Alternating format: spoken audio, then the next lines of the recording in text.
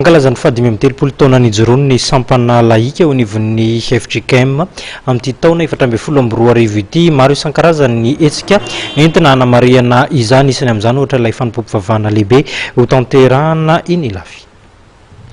Ny laika FGKM moa zany dia fikambanan'ireo olona rehetra mahatsiaro manana talenta na fanomezam-pahasoavana avy amin'Andriamanitra ary vonina ny ampiasa izay talentan'izay ho fampandrosoana ny asan'Andriamanitra.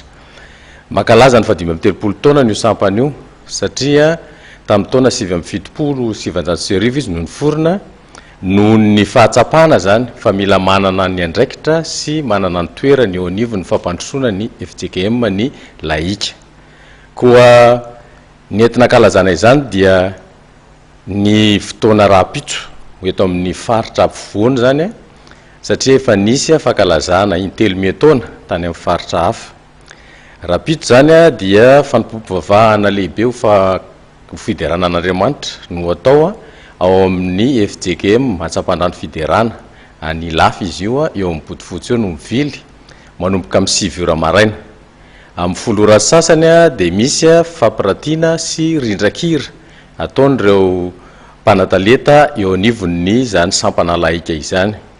Ary eo Antsapandrano ihany ny anaovana an'io ary ny amiray dia misy sakafo iombonan'ireo tompon'andraikitra rehetra eo anivon'ny laika eto amin'ny faritra ampovoany.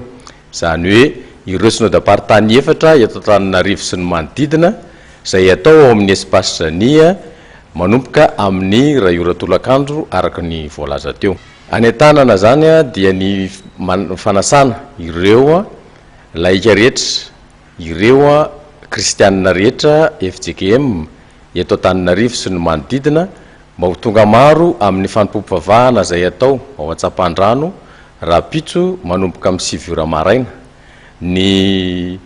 Misy ny taxi be 192 no tonga eo ilafy dia manomboka eo misy afaka misy navette ary amin'ny 7 ora maraina no manomboka io fanompoam-pivavahana io izay arahana rindran-kira sy fampiratiana amina trano eva isan-karazany.